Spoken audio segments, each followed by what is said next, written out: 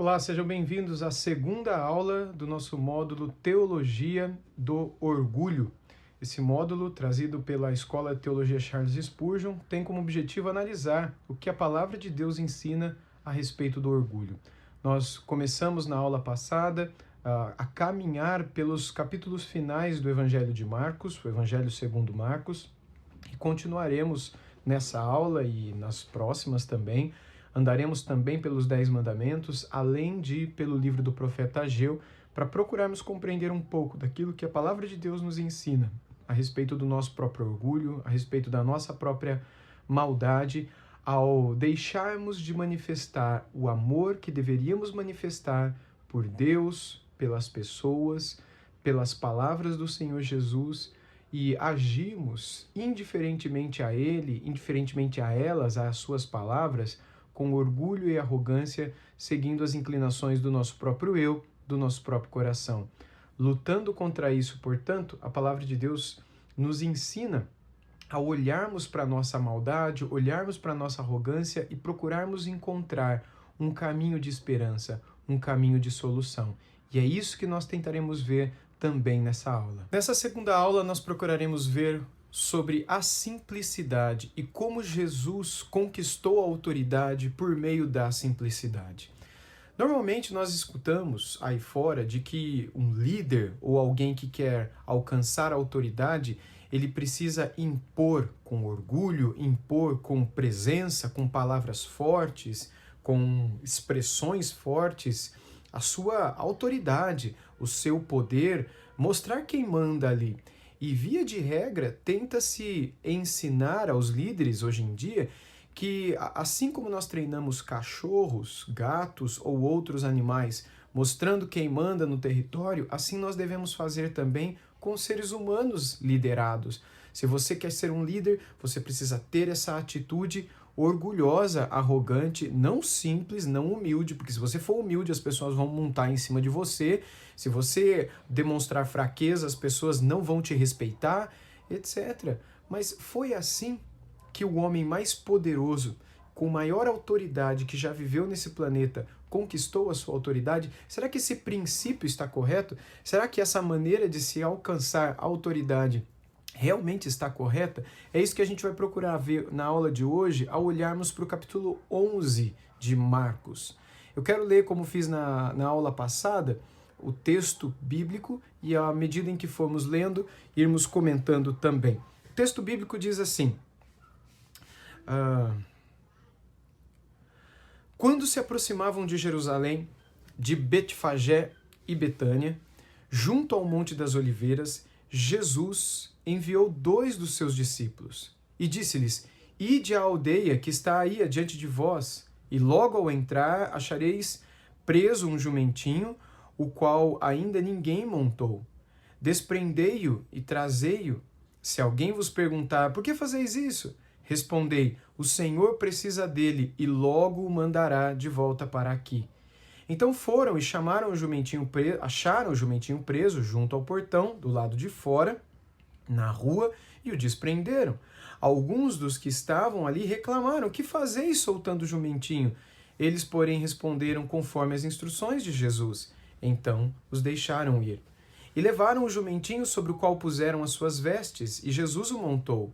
E muitos estendiam as suas vestes no caminho, e outros ramos que haviam cortado nos campos. Tantos os que iam adiante dele, como os que vinham depois, clamavam: Hosana, bendito o que vem em nome do Senhor, bendito o reino que vem, o reino de Davi, o nosso pai, Hosana nas maiores alturas. E quando entrou em Jerusalém, no templo, tendo observado tudo, como fosse já tarde, saiu para Betânia com os 12. Aqui nós vemos a entrada triunfal de Jesus na cidade de Jerusalém. E ao invés de escolher entrar triunfalmente como um rei entraria naquela época, ou seja, montado sobre um cavalo branco, montado cheio de pompas e aparatos e circunstâncias, colocando Pedro lá na frente para servir de batedor, não é? chamando todo mundo, uma espécie de arauto, colocar Tiago e João, um de cada lado, tocando umas trombetas, uns trombones também fazendo um barulho, colocando Bartolomeu, Filipe, André e os outros para fazerem alguma espécie de controle da multidão, para mostrar que o grande rei estava para chegar, ele escolheu entrar da maneira mais humilde e mais simples possível, como um camponês, como um homem igual aos demais, sem nenhuma distinção dos demais, sem se fazer superior aos demais, como qualquer homem ou qualquer mulher poderia entrar naquele lugar, como um dia o seu próprio pai saiu também desse lugar e saiu de Belém e foi para o Egito e depois de Nazaré para Belém, antes, né, para Belém, depois voltando do Egito para Nazaré, ou seja, sobre um jumentinho, como uma pessoa comum e simples daquela época viajava, andava. Assim, ele não quis fazer distinção, embora ele estivesse nessa sua entrada triunfal, dando início à última semana de seu ministério aqui na Terra, demonstrando ou vivendo os momentos antecedentes à sua maior autoridade, a conquista do maior poder, que é o poder que te salva e que me salva hoje também, que é aquilo que ele fez uma semana após essa entrada na cidade de Jerusalém, a sua morte na cruz e a sua ressurreição. E o que nós encontramos aqui é a sua humildade, a sua atitude disposta a ser como as demais pessoas são. Mas esse é só o início. Perceba, o texto continua dizendo que no dia seguinte, quando eles saíram de Betânia, ele teve fome e, vendo de longe uma figueira com folhas, foi ver se nela, porventura, acharia alguma coisa. E aproximando-se dela, nada achou, senão folhas, porque não era o tempo de figos. Então lhe disse Jesus para aquela figueira: nunca mais coma alguém fruto de ti. E os seus discípulos ouviram isso. Pronto, daqui a pouco ele vai voltar a isso. Mas apenas um aspecto que tem a sua lição no final do texto. E ele continua: foram para Jerusalém. O texto continua. Entrando ele no templo, passou a expulsar os que ali vendiam e compravam, e derribou as mesas dos cambistas e as cadeiras dos que vendiam pombas. Não permitia que alguém conduzisse qualquer utensílio pelo templo. Também os ensinava e dizia: não está escrito, a minha casa será chamada casa de oração para todas as nações? Vós, porém, a tendes transformado em um covil de salteadores. E os principais sacerdotes e escribas ouviam estas coisas e procuravam um modo de lhe tirar a vida, pois o temiam, porque toda a multidão se maravilhava da sua doutrina. Em vindo à tarde, saíram da cidade. E agora volta a história da figueira. E passando eles pela manhã, viram que a figueira secara desde a raiz. Então Pedro, lembrando-se, falou: mestre, eis que a figueira que amaldiçoaste secou. Ao que Jesus lhes disse: tende fé em Deus. Tende fé em Deus, porque em verdade vos afirmo que se alguém disser a esse monte: ergue-te e lança-te no mar, e não duvidar em seu coração, mas crer que se fará o que se diz, assim será com ele. Por isso vos digo que tudo quanto pedirdes em oração, crede que recebestes, e assim será convosco. E quando estiveres orando, se tendes alguma coisa contra alguém, perdoai, para que o vosso Pai Celestial vos perdoe as vossas ofensas. Mas se não perdoardes, também o vosso Pai Celestial não vos perdoará as vossas ofensas. Logo em seguida, o texto bíblico vai entrar na questão da autoridade de Jesus e do seu papel como a grande autoridade naquela ocasião e naquele contexto, em tudo que vai acontecer imediatamente após aqui, especialmente relacionado ao batismo de João Batista. Mas antes de entrar nisso, é importante que a gente perceba alguns aspectos desse texto, dessa primeira parte. Pensando na vida de Jesus e nesses momentos, ele entrou em Jerusalém sobre o jumentinho, dormiu ali, entrou em Jerusalém, mas já saiu. Foi para Betânia, dormiu em Betânia. No outro dia de manhã, ele estava voltando de Betânia para Jerusalém. Ele ia para o templo, ia fazer a bagunça lá que ele fez, expulsando os vendilhões do templo, né, derrubando a cadeira daqueles corruptos, daqueles ladrões, bandidos, né, que estavam se aproveitando da fé simples das pessoas para ganhar dinheiro. Ele ia realmente virar as mesas lá no templo, mas ele estava com fome. E ele encontrou uma figueira, mas a figueira estava sem frutos, e era, enfim, esperado que ele tivesse frutos ali, etc. Aí Jesus amaldiçoou essa figueira, dizendo a ela para que ninguém nunca mais comesse fruto dela. Ponto. Ele entra em Jerusalém e percebe que em Jerusalém há outras figueiras ali. E essas figueiras são as vidas das pessoas que estão ali, que a semelhança daquela figueira no caminho também não davam frutos. E assim como aquela secou, aquelas também podem secar. E secarão, se frutos não se perceber dessas vidas, se transformação e nada de bom se colher dessas vidas.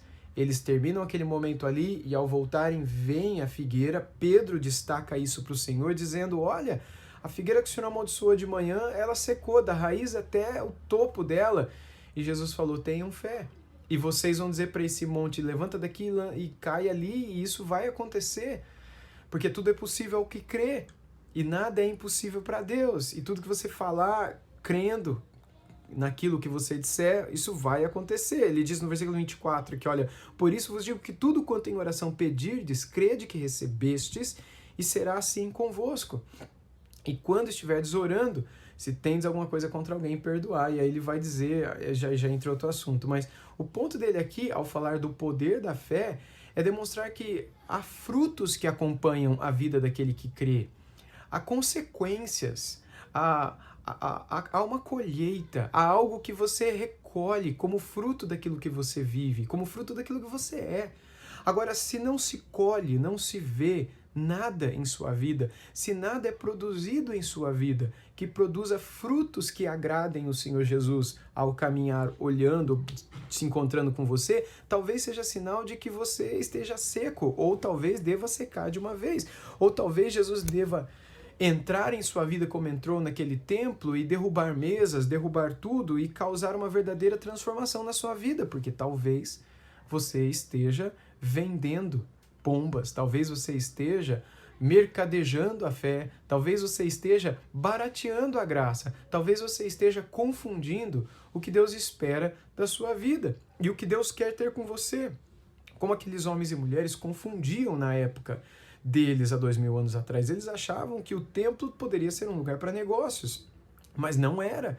E Jesus percebe que a percepção que eles tinham a respeito de Deus e do lucro financeiro estava totalmente errado. E Jesus causa uma transformação naquele ambiente, da mesma maneira como ele deseja realizar uma transformação na sua e na minha vida, revirando as coisas dentro de nós, para nos fazer ver que o nosso coração é lugar apenas de Deus, é lugar para a gente se encontrar com Ele por meio da oração. E se a gente não tiver esse encontro por meio da oração, a gente não vai ter fruto. Se a gente não tiver fruto, a gente vai secar, a gente vai murchar, a gente não vai ter vida e, como consequência, a gente não vai ter fé. E não tendo fé, nós nunca veremos o poder de Deus agindo na nossa vida. Bom, ele continua dizendo o seguinte, finalzinho do texto, verso 27. Então regressaram para Jerusalém, e andando ele pelo templo, vieram ao seu encontro os principais sacerdotes, os escribas e os anciãos. E lhe perguntaram, com que autoridade você faz essas coisas? Com que autoridade faz todas essas coisas? Ou quem te deu tal autoridade para as fazeres? E Jesus lhe respondeu, eu vos farei uma pergunta, respondei-me e eu vos direi com que autoridade eu faço essas coisas.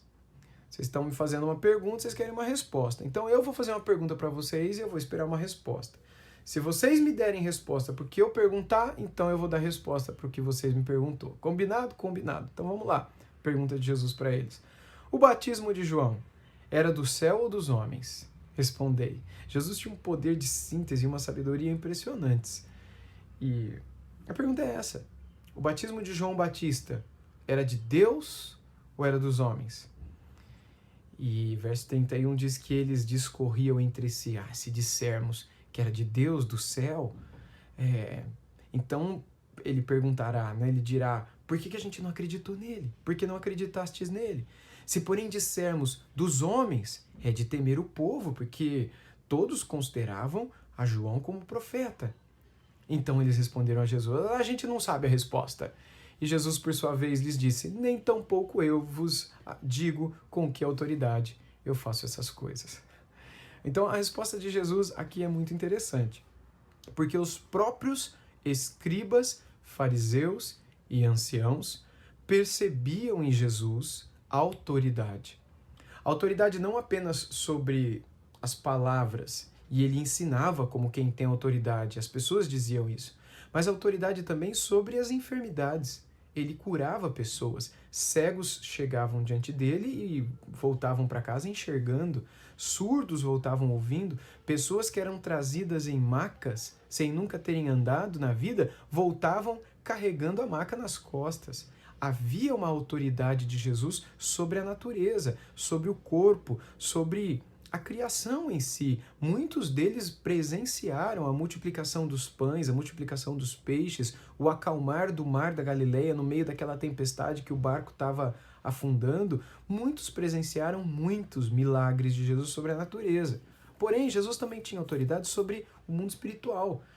E vários deles perceberam quando Jesus vivenciaram, viram quando Jesus expulsou vários demônios, expulsou uma legião de fato, e pessoas que traziam seus filhos, parentes, amigos, conhecidos, possessos por espíritos imundos, e que muitos já haviam tentado expulsar e não conseguiram, e Jesus, com uma simples palavra, transformava a vida daquela pessoa.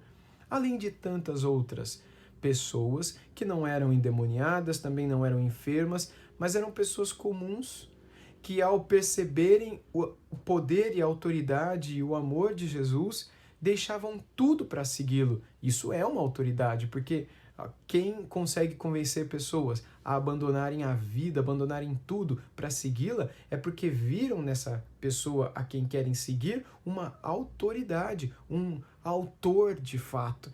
E talvez, já uma percepção clara naquela ocasião, que talvez ali estivesse o autor da própria vida, o autor da criação, o autor da nossa salvação.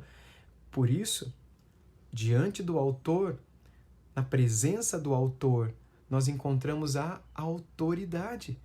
E a sua autoridade é o que nos traz a paz. Estamos seguros. Vamos com ele.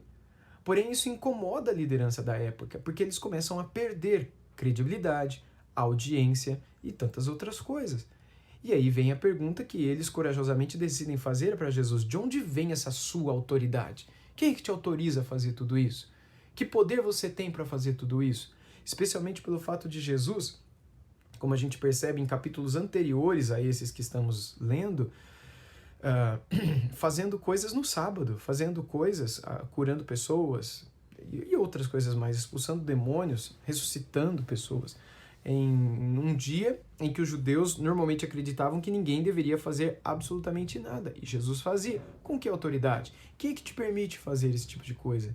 E a resposta de Jesus é: eu também vou fazer uma pergunta, se vocês me responderem, eu respondo de vocês. João batizava com a autoridade do céu ou autoridade dos homens? O batismo de Jesus era de Deus, era do céu ou era dos homens? E com essa pergunta, pedra de esquina, né, com essa pergunta laço, né, com essa pergunta para pegá-los, né, numa armadilha, Jesus consegue deixá-los confusos.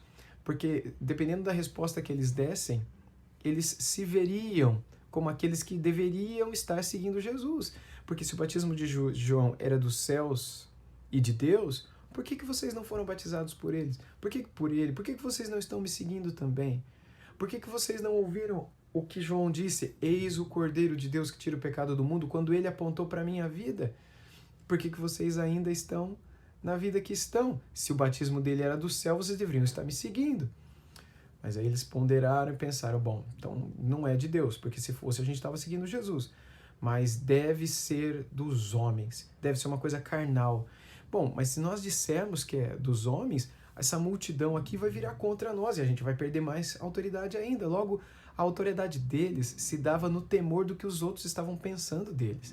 E eles dizem: não, a gente não sabe a resposta. Mas no fundo, eles acreditavam que eram dos homens, mas eles não queriam dar o braço a torcer e eles não queriam que as pessoas tivessem uma impressão ruim contra eles. E toda pessoa que quer conseguir autoridade em cima da outra está preocupada com o que a outra está pensando dela.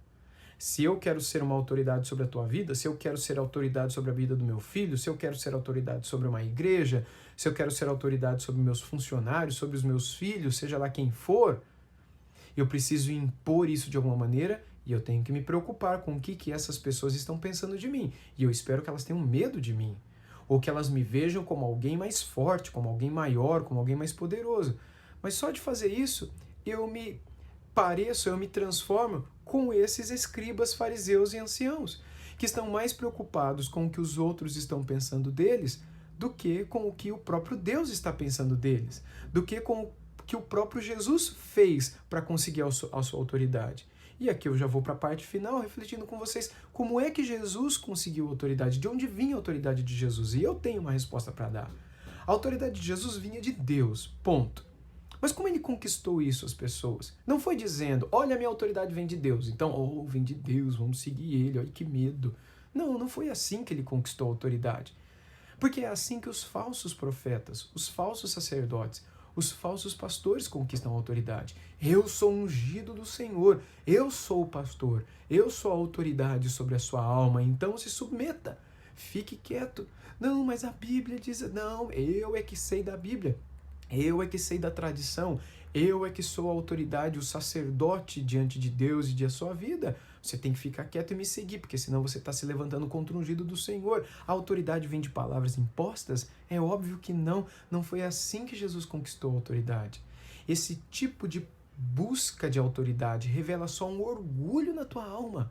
Mas quando nós olhamos para a vida de Jesus, nós encontramos que a autoridade de Jesus vinha da maneira simples e humilde como ele conduzia todas as suas atitudes. Mesmo quando ele derrubava mesas, mesmo quando ele derrubava cadeiras, mesmo quando ele dizia a pessoas a respeito do pecado terrível que essas pessoas estavam cometendo, ainda assim, ele não estava procurando ali o aplauso das pessoas. Ele não estava ali preocupado com o que as pessoas estavam achando dele, porque essa seria uma atitude arrogante, uma atitude orgulhosa. Ele estava apenas preocupado em que a verdade de Deus se estabelecesse e o plano de Deus da vida dele se cumprisse e o nome de Deus fosse honrado. Ele, como um filho de Deus, queria honrar o nome do seu pai, onde quer que ele estivesse. E ele ficou muito irritado. E isso não foi um pecado, porque a ira dele foi santa, porque o seu pai estava sendo humilhado, o seu pai estava sendo envergonhado. O nome e a casa do seu pai estavam sendo pisados, estavam sendo tratados de uma maneira totalmente errada. Assim nós também, imagine que você está na escola, que você está no trabalho, que você está numa reunião de família e de repente alguém começa a falar mal de sua mãe.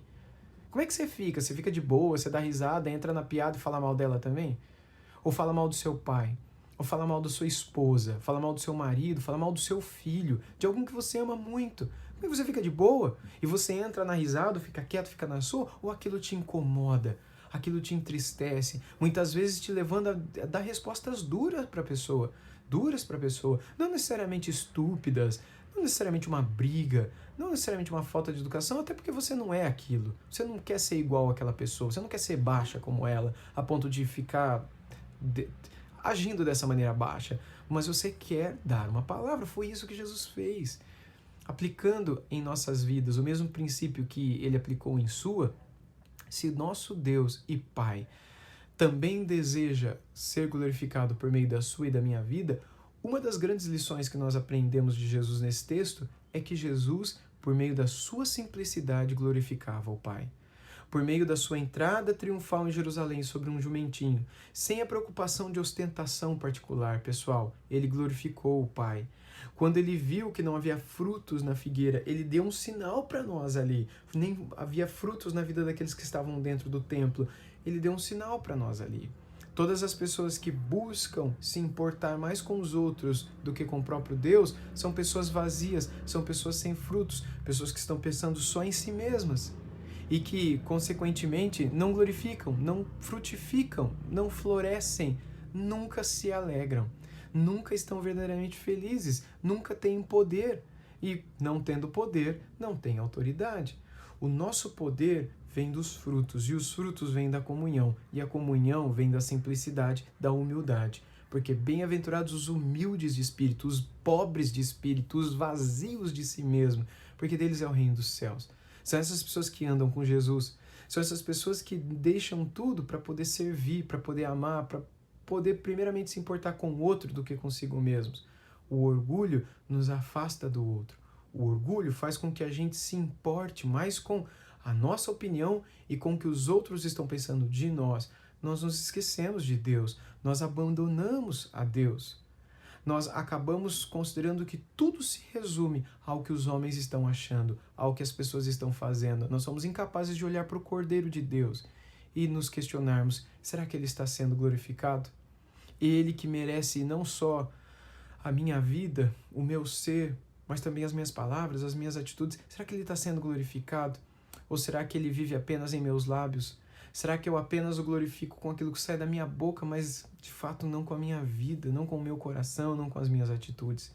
Se nós queremos de fato ser humildes e vencer o orgulho que desde o nosso nascimento nos acompanha e nos acompanhará até o último dia da nossa vida, é importantíssimo que a gente olhe para a vida de Jesus e que a gente tenha nele o maior exemplo de toda a Bíblia, de toda a história, de sempre que a gente vai encontrar, de simplicidade e de alguém a se seguir, exemplo a se imitar, passos a se trilhar, imitar, seguir, alcançar, porque só assim seremos mais simples, mais leves, mais humildes, mais abertos, mais amigos, mais felizes.